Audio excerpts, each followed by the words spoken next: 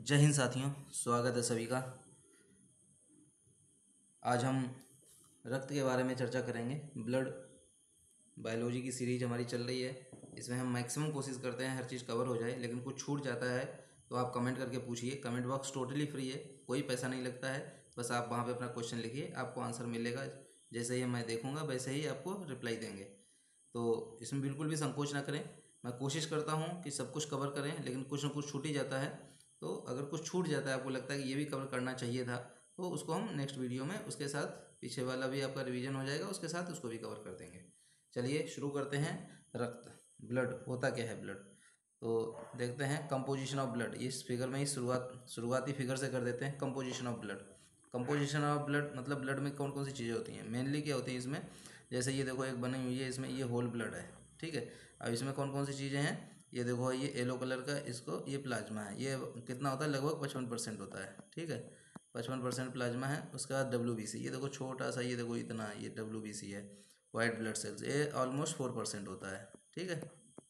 उसके बाद ये बचा पूरा रेड कलर, ये है RBC। ये अबाउट होता है 41%। तो इसको हम दो भागों में डिवाइड कर देते हैं।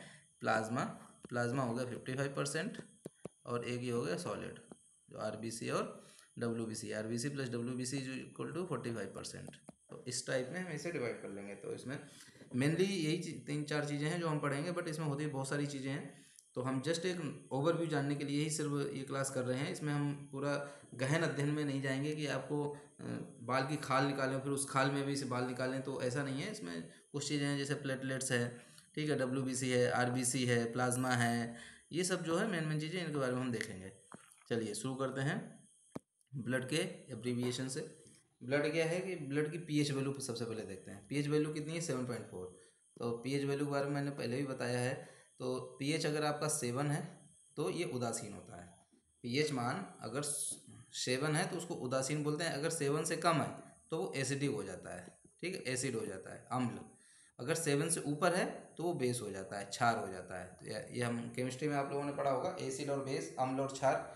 तो इसमें अगर 7 से ऊपर है तो बेस है, और 7 से नीचे है तो एसिड है। अगर 7 है तो उदासीन है। तो हमारा जो वाटर है वो लगभग उदासीन में आता है, इसीलिए इसको फिल्टर किया जाता है। कभी कभी इसमें बहुत सारी इम्प्योरिटीज़ मिल जाती हैं, तो पानी की जो है पीएच लेवल या तो ऊपर हो जाएगा, नीचे हो जाएगा। तो वो पीने लायक तो पी तो लेते हैं, लेकिन क्या है, वो नुकसान करता है हमारी बॉडी को। तो इसीलिए जो रुधिर का पीएच वैल्यू 7.4 होता है, ये एक क्षारीय है। ये दो प्रकार का होता है, एक लिक्विड और सॉलिड।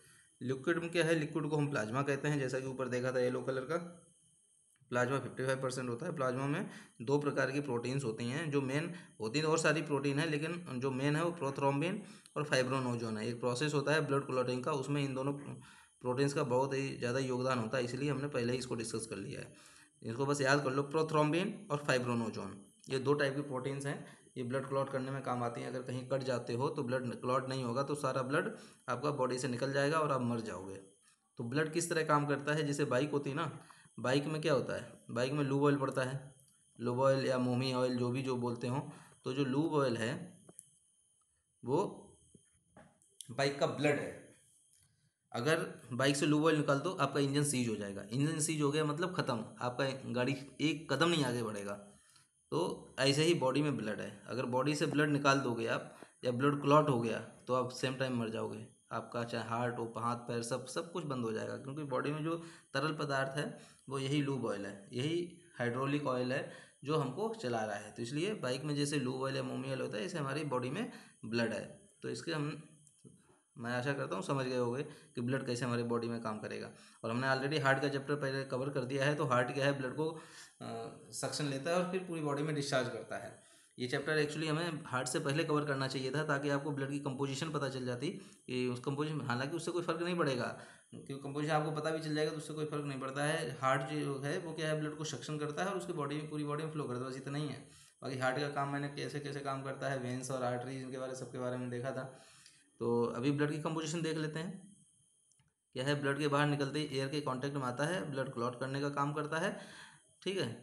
एयर के कांटेक्ट आने के बाद तो ये पूरा प्रोसेस कैस्केडिंग प्रोसेस है, ये सबसे लास्ट में देखेंगे, ठीक है। इसमें क्या, प्रोथ्रोम्बिन और फाइब्रोनोजन दो टाइप की प्रोटीन्स हैं, जो इनको अगर निकाल देंगे बाहर तो क्या है, ब्लड एक येलो कलर का लिक्विड बचता है, जिसको सीरम कहते हैं। अगर ये नहीं निकालेंगे तो ब्लड का टेस्ट नहीं हो पाएगा, हमेशा याद रखना। प्रोथ्रोम्बिन और फाइब्रोनोजन ये दोनों निकाल दिया जाता है तो क्या है, ब्लड जो है क्लॉट नहीं होता है, तब इसका टेस्ट किया जाता है, इसी को हम सीरम बोलते हैं।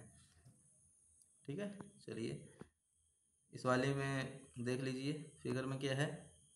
इसमें देखो ये WBC हैं, वाइट ब्लड सेल्स जो, इसका ये रेड RBC हैं, ये प्लेटलेट्स हैं। ठीक है, अब इसमें क्या, monocyte, basophil, eosinophil, lymphocyte, neutrophil, ये पांचों चीज़ें ये WBC के ही प्रकार हैं, हमेशा याद रखना। अगर ज़्यादा अध्ययन चाहिए तो बताना आप, तो हम इसके बारे में एक अलग से वीडियो बनाएंगे, WBC RBC और क्या क्या इनमें होता है। तो ये जो monocyte, basophil, eosinophil, lymphocyte, neutrophil, ये सब क्या है, ये WBC के ही रूप हैं। तो WBC क्या है, क्या काम करता है, यह जो बीमारी से लड़ता है, अगर ये ख़त्म हो गया तो ये बीमारी से लड़ेगा नहीं, और जो भी आएगा वो हमारे शरीर में कब्जा कर लेगा और हमको ख़त्म कर देगा। कब्जा करना मतलब क्या होता है, जो घर का मालिक उसको बाहर निकाल के फेंक देगा, ठीक है, और ख़ुद कब्जा करके बैठ जाएगा, तो आपका घर तो खाली हो गया। अब तो फिर आपको बाहर निकाल देगा तो आपका शरीर में कब्जा हो गया, तो आप शरीर ख़त्म, मतलब आप ख़त्म। ठीक है, प्लाज्मा के बारे में देख लिया। अभी सॉलिड, इसमें क्या होता है, ये रुधिराणु को बोलते हैं इसको। तो इसमें क्या है, इसमें 45% प्लाज्मा, 55% बता दिया था ना, इसमें 45% है। 45% में 41% हमारा हो गया RBC और 4% हो गया WBC। ठीक है, ये मैंने अभी बताया था थोड़ी देर पहले, ये 45% है, क्योंकि प्लाज्मा 55% हो गया। इसके 3 भाग होते हैं, इसमें RBC, WBC और प्लेटलेट्स होती हैं। RBC का कलर जो है रेड कलर होता है, वो RBC के ही कारण होता है। ठीक है, उसमें क्या होता है, तुम्हारा हीमोग्लोबिन होता है, इस वजह से कलर रेड होता है। WBC बीमारी से लड़ता है। प्लेटलेट्स क्या है, नॉर्मल इंसान में 1.5 लाख से 2 लाख, 3 लाख, 4 लाख तक भी हो जाती हैं, तो उसमें कोई प्रॉब्लम वाली बात नहीं है। जब ये कम हो जाती हैं, 30,000 से अगर नीचे आ गई तो बहुत ही चिंताजनक बात है, आप तुरंत दिखाइए और एडमिट हो जाइए, प्लेटलेट्स बढ़ाइए। प्लेटलेट बढ़ाने के लिए जो हमारे नुस्खे हैं उनमें अब गिलोय जो होता है, गिलोय एक तना होता है, अमरवेल जिसे बोलते हैं, उसका काढ़ा पानी, अमरवेल ही शायद बोलते हैं, फिर भी आप एक बार कंफर्म कर लेना, क्योंकि हमारे यहाँ तो अमर बोलते हैं, बट हर जगह इसका नाम अलग अलग है। बट गिलोय जो है एक सार्वजनिक नाम है, इससे आप पता कर सकते हैं। गिलोय का काढ़ा पीने से प्लेटलेट्स गिरना कम हो जाती हैं। बकरी का दूध अगर पीते रहोगे तो प्लेटलेट्स बहुत जल्दी बढ़ती हैं। ठीक है, बाहर अगर आप हॉस्पिटल में जाओगे बहुत सारा पैसा भी लगेगा, लेकिन अगर बकरी का दूध आप सुबह शाम पीते रहोगे प्लेटलेट्स आपकी बढ़ती जाएंगी। और अगर ये भी आपको महंगा पड़ रहा है तो पपीते का पत्ता लीजिए, उसका जूस बनाइए और 1 चम्मच 2 चम्मच डेली पीते रहिए, तो आपका प्लेटलेट्स बढ़ जाएगी। ये 3 ये नुस्खे हैं, देख लेना कभी अगर जरूरत पड़ती है तो, नहीं तो दूसरों को सलाह दे देना, सजेस्ट कर देना। Study of blood is known as haematology, मतलब ब्लड के अध्ययन को हेमेटोलॉजी कहते हैं। चलिए अब प्लाज्मा देखते हैं। प्लाज्मा 55% होता है, और इस 55% में भी 90% पानी होता है। मतलब जितना प्लाज्मा होता है, अगर प्लाज्मा 100% मानो तो उसमें 90% पानी होता है। बट प्लाज्मा जो है ब्लड का पार्ट है, तो ब्लड में प्लाज्मा जो है 55% होता है, और इसमें भी मैक्सिमम पानी होता है, और 10% प्रोटीन होता है। 2 ही चीज़ें होती हैं, और इस प्रोटीन में भी 2 नाम मैंने प्रोथ्रोम्बिन और फाइब्रोनोजन बताए हैं, ये मेन प्रोटीन है। इनको आगे देखेंगे, अगर इनको निकाल देंगे सीरम बचेगा। एंटीबॉडी में भी ये इसी में पाया जाता है, और ये बीमारी से लड़ता है। एंटीबॉडी किस में पाया जाता है, हमारा प्लाज्मा में, बीमारी से लड़ता है। तो एंटीबॉडी क्या है भाई, WBC है। RBC क्या है, 120 दिन में खत्म होकर नया बनता है। WBC 4 दिन में खत्म होकर नया बनता है। प्लेटलेट 7 दिन में खत्म होकर नया बनता है। तो ये 3 पॉइंट से आपका एक जो मिथ होगा बचपन से लेके कि पुराना खून है तो बहुत अच्छा है, नया खून उतना दमदार नहीं है, तो इसमें आपका मिथ ये टूट जाएगा। क्योंकि RBC तुम्हारा 3 महीने में नया बनता है, पूरा ख़त्म हो जाता है। WBC हर 4 दिन में नया बनता है। प्लेटलेट्स हर 7 दिन में ख़त्म होकर नया बनता है। तो ये तो भूल ही जाओ, इसलिए आप ब्लड दान करते रहो, खून दान देते रहो, रक्त के दान करते रहो, इससे लोगों की जान बचाते रहो। पुराना खून नया खून कुछ नहीं होता है, ये सब मिथ है, लोगों को नॉलेज है नहीं और गाना गाते रहते हैं। चलिए अब देखते हैं RBC। RBC क्या है, रेड ब्लड सेल्स। WBC क्या है, वाइट ब्लड सेल्स। तो RBC का वैज्ञानिक नाम तीनों का याद कर लेना, बिल्कुल ध्यान में रखना है। RBC का वैज्ञानिक नाम एरिथ्रोसाइट है। इनकी संख्या लगभग 50 लाख होती है। यह ऑक्सीजन और कार्बन डाइऑक्साइड का आदान प्रदान करते हैं। हीमोग्लोबिन में आयरन पाया जाता है, और एंटीजन प्रोटीन भी RBC में ही पाया जाता है। एंटीजन प्रोटीन याद कर लेना, ये एंटीजन जो प्रोटीन है यही तुम्हारा काम आएगा आगे, जो ब्लड ग्रुप नाम दिए जाते हैं, A positive, B positive, AB positive, O positive, A negative, B negative, AB negative, O negative, ये सब एंटीजन प्रोटीन के ही कारण होता है। ये RBC में पाया जाता है, ये आगे हम देखेंगे। ठीक है। इसका ब्लड का निर्माण किस में होता है, अस्थि मज्जा में होता है, और आरबीसी का भी निर्माण उधर ही होता है। ठीक है।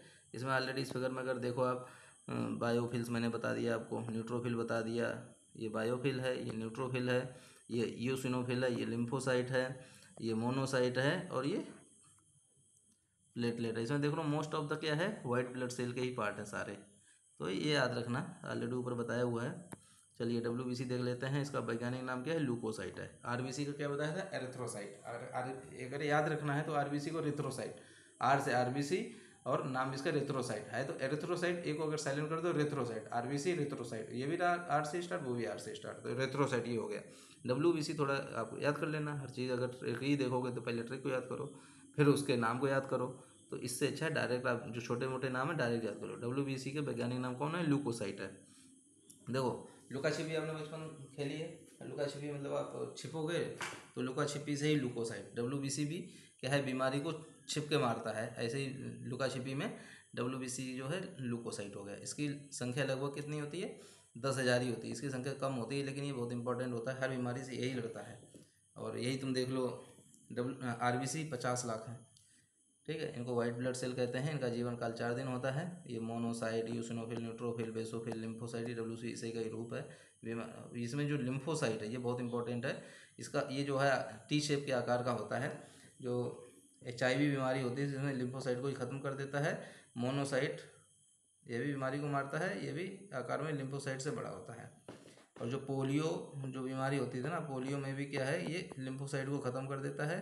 तो क्या है कि बीमारी से लड़ने वाला जो प्रहरी है, सैनिक है, वो तो ख़त्म ही हो गए। जितने भी रोगाणु आते हैं ये लिम्फोसाइट और डब्ल्यूबीसी के जितने भी पार्ट है सब मार के ख़त्म कर देता था। अभी जब प्रहरी मर गया तो कौन देखेगा, कोई भी आएगा जाएगा तुम्हारे शरीर पर कब्जा करेगा, तुमको बाहर निकालेगा, उस पर कब्जा करके रहेगा आराम से। चलिए प्लेटलेट्स देखते हैं। इनका वैज्ञानिक नाम थ्रोम्बोसाइट है। तो 2 का तो हो गया, लुकोसाइट, डब्ल्यूबीसी का लुकोसाइट हो गया, आरबीसी का रिथ्रोसाइट हो गया, प्लेटलेट्स का थ्रोम्बोसाइट हो गया। बस थ्रोम्बोसाइट, इनकी संख्या 1.5 लाख से 2 लाख लगभग होनी चाहिए, तो आप एकदम फिट हैं।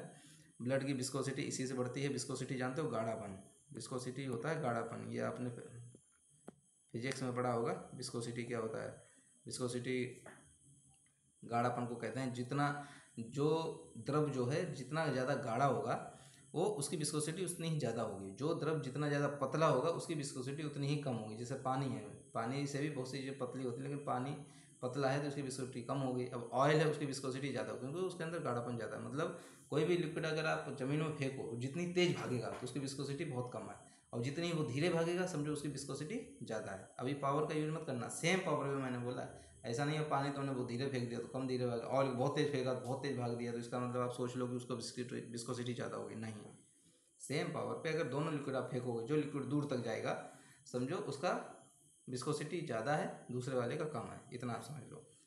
अब समझ लो लिम्फ लासिका, ये येलो कलर का होता है, ब्लड के साथ ये ट्रेवल करता है। और ये लिम्फ ग्लैंड जो हमारी हड्डी में लिम्फ ग्लैंड होता है, लासिका ग्रंथि, उसी में ये एक्स्ट्रा वाटर को भी सोखता है। आरबीसी और प्लेटलेट्स मिक्स नहीं होने देता है, तो लिम्फ ग्लैंड में ही तुम्हारा ब्लड का भी निर्माण होता है। ओनली डब्ल्यूबीसी में ही मिक्स होता है। लिम्फ से ही लिम्फोसाइट बना है। लिम्फोसाइट आपने देख ही लिया कितना खतरनाक होता है। अगर ये नहीं है तुम्हारा पोलियो, HIV और भी जितने भी जीवाणु हैं सब आएंगे और काम होता रहेगा। छोटे छोटे घाव को भी बढ़ता है। लासिका ग्रंथि पूरे शरीर में पाई जाती है और उनके अंदर लासिका होती है। लिम्फ ग्रंथि अगर काम करना बंद कर दे तो बॉडी पार्ट काम करना बंद कर देगा। पहले भारत में पोलियो नाम की बीमारी थी जिसमें लिम्फोसाइट खत्म हो जाता था और इंसान धीरे धीरे मरने लगता था। ठीक है।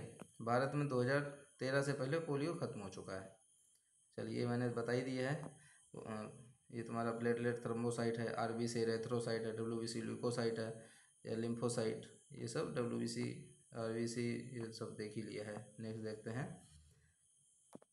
रक्त का अधिकांश भाग जो है जल और प्लाज्मा का ही अधिकांश भाग होता है। रुधिराणु का अधिकांश भाग आरबीसी होता है। ऑलरेडी ऊपर देख ही लिया है, फिर भी छोटे मोटे पॉइंट हैं, पूछ दिए जाते हैं कभी कभी। देखो मैं जल्दी जल्दी इसलिए करता हूँ ताकि आप वीडियो ज़्यादा लंबा ना हो, आपको ऐसा ना लगे कि ये टॉपिक इतना बड़ा है।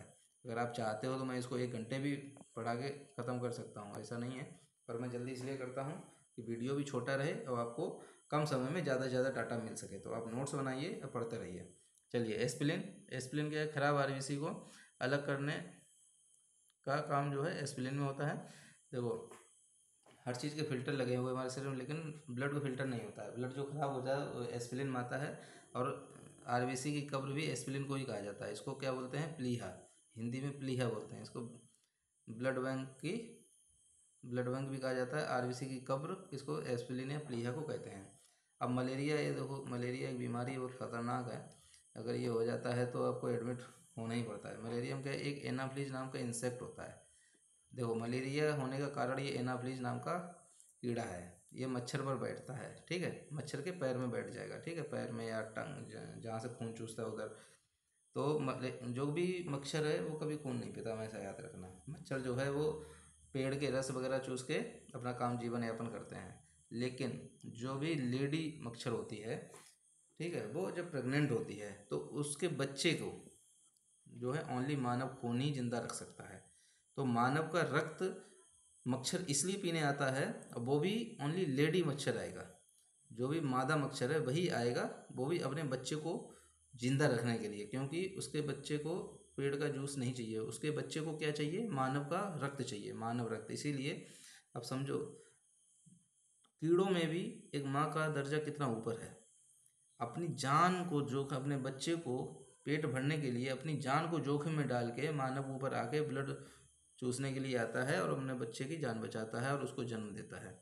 तो समझो माँ की महिमा कहाँ तक गाई जाए वो कमी है। मानव को काटती है, जब यह मच्छर इंसानों को काटती है तो एनाफ्लीज नाम का इंसेक्ट है। जब अभी कोई किसी मच्छर पे अगर एनाफ्लीज नाम का इंसेक्ट बैठ गया, और वही मच्छर आके, वही मान लो प्रेग्नेंट मच्छर थी, मादा मच्छर, वही आके मनुष्य को काट लेगी, तो वही एनाफ्लीज नाम का इंसेक्ट है, मानव के ब्लड में चला जाएगा, और फिर इसी एनाफ्लीज के कारण मानव को मलेरिया होता है। समझ गए? नर या मादा मच्छर कभी भी इंसानी खून नहीं चाहिए होता है, क्योंकि ये पेड़ के रस को चूसकर अपना जीवन यापन करते हैं। केवल प्रेग्नेंट मादा मच्छर ही अपने बच्चों के जीवन के लिए इंसानी खून को चूसने के लिए इंसान को काटती है। ठीक है, जो मैंने बता दिया है। हैपरिन, हैपरिन क्या है? ये एक ब्लड को क्लॉट करने से रोकता है। देखो क्या होता है, अगर हमारी बॉडी में ब्लड क्लॉट हो जाएगा तो उसकी विस्कोसिटी बढ़ जाएगी। जैसे अभी बताया था ना मैंने, विस्कोसिटी, अगर ब्लड जितना ज़्यादा गाढ़ा होगा, मतलब क्लॉट होता जाएगा, तो इसको विस्कोसिटी बढ़ जाएगा, और विस्कोसिटी बढ़ जाएगा तो हार्ट को ज़्यादा काम करना पड़ेगा, और हार्ट अगर ज़्यादा विस्कोसिटी बढ़ा दोगे तो हार्ट ज़्यादा लोड पड़ेगा और हार्ट फेल हो जाएगा। हार्ट फेल हो जाओगे तो आप के जय जयकार हो जाएगी, बस राम नाम सत्य हो जाएगा। तो इसीलिए हेपरिन जो है हमारे ब्लड में रहता है, ये ब्लड को क्लॉट नहीं होने देता है। लेकिन वायु के कांटेक्ट में आने से हेपरिन मर जाता है, याद रखना। अगर वायु के कांटेक्ट में आया तो हेपरिन मर जाएगा। अगर हेपरिन नहीं मरेगा और तुम्हारे मान लो घाव हो गया, कहीं कट गया, तो तुम्हारा ब्लड कभी क्लॉट ही नहीं होगा, और आपका ब्लड पूरा उसी घाव के जरिए पूरा ब्लड शरीर से बाहर निकल जाएगा, ऐसे करके पूरा। ठीक है, तो इसलिए हेपरिन का मरना भी जरूरी है। तो जैसे ही वायु के कांटेक्ट में आता है हेपरिन मर जाता है। ठीक है, और हेपरिन मरने के बाद में ब्लड क्लॉटिंग स्टार्ट हो जाता है। वो प्रोसेस आई गया, देखो ये हेमियोस्टेटिस प्रोसेस या कैस्केडिंग प्रोसेस नाम है, कैसे ब्लड क्लॉट। तो ये हेपरिन याद रखना, हमारे ब्लड में जब तक हेपरिन रहेगा ब्लड क्लॉट नहीं होगा। और जैसे ही ये वायु कॉन्टैक्ट में ये मर जाता है, ब्लड क्लॉट करना शुरू हो जाएगा। वायु कॉन्टैक्ट में कब आएगा? बॉडी के अंदर तो वायु, जहाँ पे वेंस के अंदर तो वायु है नहीं, वायु हमारा कहाँ जाता है? हमारे लंग्स में जाता है, लंग्स से फिर सब जगह जाता है, मिक्स भी होता है, सब कुछ होता है, लेकिन बाहर की वायु में कॉन्टैक्ट में आके मर जाता है। अब विटामिन के जो है ब्लड क्लॉट करने की प्रोसेस फास्ट करता है। ब्लड जमाने वाला धातु जो कौन सा है? वो कैल्शियम है। ब्लड जमाने वाला प्रोटीन कौन सा? प्रोथ्रोम्बिन, फाइब्रोनोजोन, दोनों बताए थे शुरू में ही। ब्लड क्लॉट करने वाला तत्व कौन सा है? कैल्शियम है। ब्लड क्लॉट करने वाला रुधिराणु कौन सा है? प्लेटलेट है। अभी एक बार प्रोसेस देख लेते हैं। कैस्केटिंग प्रोसेस, ब्लड रक्त का थक्का बनाना।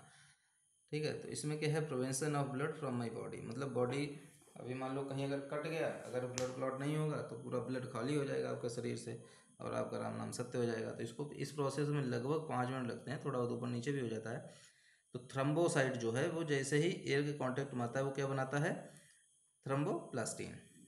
और थ्रम्बोप्लास्टिन जो है हमारे शरीर में उपस्थित हड्डी है कैल्शियम, उससे जैसे प्रोसेस मतलब रिएक्ट करता है, तो और प्रोथ्रोम्बिन पहले से ही हमारी बॉडी रक्त में प्रोटीन होता है, तो क्या बनेगा? थ्रोम्बिन।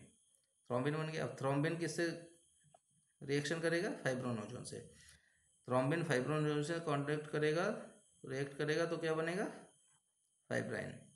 और फाइब्राइन में रुधिराणु, आरबीसी, डब्ल्यूबीसी, प्लेटलेट्स, ये सब कांटेक्ट होंगे तो ब्लड क्लॉट हो जाएगा। तो ये सिंपल ऐसे करके जो ब्लड है इसमें ऐसे ऐसे ये आएगा और ऐसे ऐसे ये जाल टाइप में बना देगा। इस तरह से जाल टाइप में बन जाता है और हमारा ब्लड क्लॉट हो जाता है। जैसे जाल बन जाएगा ब्लड बाहर आना बंद हो जाएगा और जैसे ही ब्लड क्लॉट हो जाएगा फिर से वापस अंदर ही अंदर सेम प्रोसेस स्टार्ट हो जाएगा, ब्लड जो है रिसर्कुलेट होने लगेगा। ठीक है, तो ये कैस्केडिंग प्रोसेस है। फिर से अगर जानना है फिर से एक बार रिपीट कर देते हैं। देखो, जो थ्रोम्बोसाइट है वो एयर के कांटेक्ट में आता है तो थ्रोम्बोप्लास्टिन बनाता है। थ्रोम्बोप्लास्टिन हमारे शरीर में कैल्शियम है उससे रिएक्ट करता है, प्लस प्रोथ्रोम्बिन प्रोटीन है तो उससे क्या है थ्रोम्बिन बन जाता है। और थ्रोम्बिन जो है फाइब्रोनोजन से कांटेक्ट करता है तो फाइब्राइन बनाता है। और फाइब्राइन जो है ध्रुवीकरणु तीनों से कांटेक्ट में रहता है तो ब्लड क्लॉट होने लगता है। ऐसे करके ये जाल बन जाता है, जहाँ भी घाव हुआ होगा वहाँ पे और ब्लड क्लॉट हो जाता है।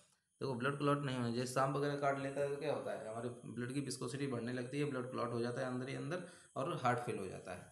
तो जब भी देखना मैक्सिमम चांस क्या होता है ब्लड मतलब अगर सांप ने काटा, स्नैक बाइट हुआ है तो आपका क्या होगा, मैक्सिमम चांस होता है हार्ट फेल ही होता है। क्योंकि ब्लड क्लॉट हो जाता है, ब्लड क्लॉट उसकी विस्कोसिटी बढ़ जाती है, हार्ट जो है सक्शन नहीं ले पाता है, सक्शन नहीं ले पाता है तो पंप नहीं कर पाता है, हार्ट पे लोड ज़्यादा पड़ता है तो फेल हो जाता है। पंप जो है, पंप नॉर्मल तुमने घर में देखे पंप लगे होते हैं ना, हमारे नल में पंप, एक पंप डाल दिया जाता है और टंकी को ऊपर भरता है तो कभी कभी वही फेल हो जाता है। ज़्यादा समय हो जाए, ज़्यादा पुराना हो जाए या उसका मेंटेनेंस ना किया जाए, उसका जो डेली रूटीन है वो ना किया जाए तो पंप खराब हो जाता है। इसी तरह से हमारा हार्ट है, तो इसमें अगर सही तरीके का लिक्विड जाता रहेगा, इसीलिए तो लोग बोलते हैं कि घूमो फिरो, ज़्यादा फैट मत चढ़ने दो, कार्बोहाइड्रेट कम लो, ये सब चीज़ें क्यों डॉक्टर सजेस्ट करते हैं, ताकि जो ब्लड है, जो भी वेंस हैं उनके ऊपर ज़्यादा मास ना जमा हो, ना ही वेंस ज़्यादा बंद हो, उनके अंदर जो स्पेस जितना होना चाहिए उतना स्पेस रहे ताकि ब्लड अच्छे से अंदर फ्लो हो सके। तो वो सब बहुत सारा प्रोसेस है, अगर चाहिए उसके पे हम अलग से वीडियो बनाएंगे अगर आपको चाहिए तो, नहीं तो हम अपने कोर्स पे ही रहेंगे जो हमें ये वायु का पूरा जो सिंपल कोर्स कंप्लीट करना है। चलिए अभी ब्लड ग्रुप पे आते हैं। ब्लड के बारे में हमने देख लिया, ब्लड ग्रुप क्या होता है। ये एंटीजन मैंने बताया था, आरबीसी में एंटीजन होता है, उसी से हम ब्लड ग्रुप का निर्धारण करते हैं। ठीक है, तो ये एंटीजन जो है आरबीसी में पाया जाता है, इसमें ग्लाइको नामक प्रोटीन पाया जाता है। एंटीजन 4 प्रकार के होते हैं, antigen A, antigen B, antigen A B, antigen X. Antigen X नहीं है, ये क्रॉस है, क्रॉस मतलब नहीं, कुछ भी नहीं। तो एंटीजन ए जो है उसमें एंटीबॉडी बी होता है, एंटीजन बी है उसमें एंटीबॉडी ए होता है, लेकिन ब्लड ग्रुप फिर बदल गया। तो ये डायरेक्ट अगर याद करना है तो एंटीजन ए को ही ब्लड ग्रुप ए बोला गया, एंटीबॉडी तो बी होता है इसमें लेकिन ब्लड ग्रुप ए ही होगा। ऐसे ही एंटीजन बी है तो एंटीबॉडी ए है तो बट ब्लड ग्रुप बी है। अब ए बी मतलब जिसमें दोनों हैं तो उसमें एंटीबॉडी है ही नहीं तो उसको जीरो बोल दिया, तो जीरो के चक्कर में उसको ओ बता दिया तो ब्लड ग्रुप ए बी हो गया। ऐसे ही किसी में एंटीजन होता ही नहीं है तो उसको एंटीबॉडी उसमें ए भी है तो बट ब्लड ग्रुप ओ मतलब जीरो, पहले जीरो मतलब कुछ भी नहीं तो उसको ओ बोल दिया। ठीक है, समझ गए, जो एंटीजन है वही ब्लड ग्रुप है, सिंपल। उसके बाद क्या है, एंटीजन जो आरबीसी में पाया जाता है, एंटीबॉडी प्लाज्मा में पाया जाता है, सर्वदाता जो है तुम्हारा ओ है, और सर्वदाता मतलब डोनर, डोनर मतलब ऑनर, ऐसे याद कर लो, डोनर मतलब ऑनर, डोनर ऑनर ओ, जिसमें ओ है वही डोनर है। अब ए भी सर्वग्राही जो देने वाला है वो ए भी है, सॉरी लेने वाला ए भी है, डोनर ऑनर तो वो ओ हो गया। ठीक है, अभी चलते हैं ब्लड ग्रुप का सिद्धांत किसने दिया था। ब्लड ग्रुप जो है लैंड स्टेनर एक व्यक्ति थे, साइंटिस्ट थे, व्यक्ति तो बहुत लोग होते हैं लेकिन लैंड स्टेनर ने ब्लड ग्रुप का सिद्धांत दिया था। इनके एक शिष्य थे जिनका नाम था वीनर। ठीक है, इन्होंने एक बंदर के ब्लड में रिसर्च कर रहे थे तो बंदर के ब्लड ऐसे ही चेक कर रहे थे, इनकी नज़र पड़ गई कि इसमें एक तरह का एंटीजन है। ठीक है, इस बंदर के ब्लड में एक तरह का एंटीजन है तो उसमें क्या तो इन्होंने एक बंदर का जब चेक किया तो दूसरे का चेक किया, तीसरे का चेक किया, तो ऐसे इन्होंने कई बंदरों के ब्लड को चेक किया तो उनमें से कुछ में तो पाया गया एंटीजन, तो पाया गया तो उसको पॉजिटिव बोल दिया और जिसमें नहीं पाया गया उसको निगेटिव बोल दिया। ठीक है, तो जब जिसमें पाया गया तो उसे पॉजिटिव, जिसमें नहीं मिला उसे निगेटिव। तो जब इन्होंने बंदर का टेस्ट किया उसके बाद मानव का भी रक्त लिया, उसको भी चेक किया तो उसमें भी कुछ मानवों में पाया गया, कुछ में नहीं पाया गया। ठीक है, तो इस तरह से इन्हें जो है ब्लड ग्रुप का सिद्धांत लैंडिशन इनके से जो भी इन्होंने पॉजिटिव और निगेटिव खोज दिया। तो इसी तरह और जो पहला बंदर था उसका नाम था रीसस। तो इसी के नाम से जो RH फैक्टर लिया गया वो इसी बंदर का जो पहले 2 वर्ड हैं वो ले लिए गए RH। ठीक है, जिससे पहले 2 वर्ड RH ले लिए, इसी के नाम से RH फैक्टर बना दिया। ठीक है, तो इसी का नाम RH प्रोटीन रख दिया गया। अब ये RH नाम का प्रोटीन सभी में नहीं होता था, तो एक बंदर से RH प्रोटीन मिला तो बाकी इंसानों में एक बंदर के कईयों बंदरों में खोजा, कई चीज़ों कई और जानवरों में खोजा, तो इंसानों में भी देखा, तो टेस्ट परीक्षण किया तो इंसानों में भी जिसमें मिला उन्हें पॉजिटिव बोल दिया, जिसमें नहीं मिला उसे नेगेटिव बोल दिया। अब जैसे A पॉजिटिव किसी का है, ठीक है, तो इसमें पॉजिटिव जो वर्ड है ना, इसमें तुम्हारा RH फैक्टर है, और किसी का A नेगेटिव है तो इसमें RH फैक्टर नहीं है, ये है। तो पॉजिटिव जो है बहुत ज़्यादा लोगों में मिला, नेगेटिव बहुत से कम लोगों में मिला, तो इस तरह से RH फैक्टर आया। उसके बाद क्या है, अब देखो ये बहुत ही इंटरेस्टिंग चीज़ है, इसमें आप समझना।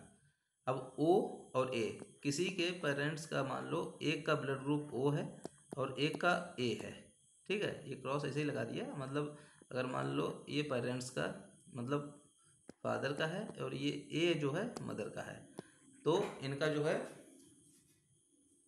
जो बच्चे होंगे उनका ब्लड ग्रुप भी O होगा या फिर A होगा, और कोई तीसरा नहीं हो सकता है। क्योंकि इसको ऐसे समझना है, जो A है वो तो A तो रहेगा ही रहेगा, पर O अगर है, देखो जहाँ पे O होगा वहाँ पे A भी नहीं होगा, ध्यान देना इस चीज़ को। और जहाँ A भी होगा वहाँ पे O नहीं होगा, ये चीज़ देखना। क्योंकि O क्या है, इसमें एंटीजन देखा था ना, O मतलब नहीं है और A भी मतलब है, तो जिसमें A भी है उसमें O नहीं होगा, जहाँ पे O होगा वहाँ पे A भी नहीं होगा। तो देखो O और A है तो O और A ही रहेगा, O और B है तो O और B ही रहेगा, और O और O है तो O ही रहेगा, और कुछ नहीं हो सकता। O और A भी है तो देखो O और A भी, अगर देखो किसी के माँ का और पिता का अगर O और A भी है तो O अगर आया तो A भी नहीं आएगा, और A भी आया तो O नहीं आएगा, तो इसलिए ना तो O आएगा ना A भी आएगा, तो इसमें क्या आ जाएगा, A और B आ जाएगा। भाई A और B इसमें लिखा हुआ है, ठीक है। इस तरह आगे देखते हैं, अगर सेम ब्लड ग्रुप है किसी का, अगर A और A है तो A और A से A तो आ गया, तो A भी तो आएगा नहीं, क्योंकि A तो उसमें ऑलरेडी है तो वो O आ जाएगा। ऐसे B और B अगर है तो B तो आ गया तो O आ जाएगा, और AB और AB अगर दोनों का है तो A आ जाएगा, B आ जाएगा, AB आ जाएगा, O नहीं आएगा। ध्यान देना, अगर O है तो A भी नहीं आएगा, A भी है तो O नहीं आएगा, ध्यान देना, ठीक है। और O और O अगर है तो A भी नहीं आएगा, O ही आएगा। अगर AB और AB पेरेंट, किसी भी पेरेंट्स का AB और AB दोनों का सेम है तो बच्चे का या तो A आ जाएगा, क्योंकि AB में क्या है, A भी है और B भी है, इसीलिए A भी है। ध्यान देना इस चीज़ को, ठीक है। जो एंटीजन है जिसमें A और B दोनों थे उसको A भी बोला गया है, तो उसमें O नहीं आ सकता है। O मतलब क्या है, जिसमें कोई एंटीजन था ही नहीं, उसको ब्लड ग्रुप O बोला गया है, ठीक है। यहाँ तक हो गया था। अभी देखो किसी का अगर ए बी है और ए है, किसी के पेरेंट्स में एक का अगर ए बी और ए है तो ए बी और ए में तो ए और बी और ए बी, सिंपल हो गया। ए बी और बी है तो ए और बी और ए बी हो गया, सिंपल। उसके बाद ए और बी अलग अलग हैं, ये डिफरेंट है। अगर ए और बी है तो ए भी हो सकता है, बी भी हो सकता है, ए भी हो सकता है, ओ भी हो सकता है, इसको बस रट लेना। किसी का अगर ए और बी है, मदर का ए है और फादर का बी है, तो इसमें ए बी और ए बी और ओ चारों हो सकते हैं। यही एक ऐसा डिफरेंट है जिसमें चारों हो सकते हैं, बाकी सब में कोई भी कॉमन नहीं मिलेगा। अगर ए बी है तो ओ नहीं होगा, ओ है तो ए बी नहीं होगा। इतने ही ग्रुप बनेंगे ब्लड ग्रुप के, और कोई एक्स्ट्रा नहीं बन सकता है। अगर इससे अलग बन रहा है किसी का तो समझ लो खेला हो गया भाई। जिसको समझना समझ गए होंगे खेला कैसे हो गया, क्योंकि जो ब्लड ग्रुप हैं फैक्टर यही हैं, यही रहेंगे, इसके आगे बन ही नहीं सकता। तो बाकी खेला तो हो गया फिर, अगर किसी का मैच नहीं है। इसमें कुछ MCQs हैं तो इनका आप खुद ही आंसर देना, क्योंकि मैंने पूरा बता दिया है। इसमें जो मैंने नहीं बताया वो, जैसे मनुष्य में रुधिर परसेंटेज की खोज किसने की थी, विलियम हार्वे, ठीक है, इन्होंने की थी। उसके बाद रुधिर परसेंटेज की, आप इनको पढ़ना और उनको रिप्लाई करना, ठीक है, कमेंट बॉक्स में। देखते हैं किसको पता है। इसमें मैंने मैक्सिमम बताया, रुधिर के अध्ययन क्या बोला जाता है बताया है, प्लाज्मा की मात्रा कितनी होती है, रुधिर में प्लाज्मा का रंग कैसा होता है, ऑलरेडी फिगर भी दिखाया है। रुधिर में प्लाज्मा के उपस्थित घटक के संदर्भ में कौन सा सत्य है ये भी बताया हुआ है। प्लाज्मा में मुख्य रूप से पाया जाना प्रोटीन कौन सा है, मुख्य रूप से पाया जाना प्रोटीन कौन सा है, वैसे तो बहुत सारे हैं, देखना ठीक है। रुधिर में आरबीसी की मात्रा लगभग कितनी होती है, आरबीसी के संदर्भ में कौन सा सत्य है, इसका जीवन काल 120 दिन का होता है, इसे ल्यूकोसाइट कहते हैं, एरिथ्रोसाइट कहते हैं, इसका निर्माण अस्थि होता है। आरबीसी का कब्रिस्तान किसे कहते हैं बताया हुआ है। भ्रूणीय अवस्था में आरबीसी का निर्माण कहाँ पे होता है, ये सब इनका सबका रिप्लाई करना ठीक है, नहीं तो नेक्स्ट वीडियो में हम इन सबके आंसर चर्चा करेंगे। चलिए ब्लड के बारे में हमने चर्चा कर ली है, नेक्स्ट वीडियो का इंतज़ार करो, बताना कौन सा आगे बनाना है। चलिए अपना कीमती समय देने के लिए धन्यवाद, शुक्रिया। बड़ों का सम्मान करें, छोटों को प्यार दें। शुभ रात्रि।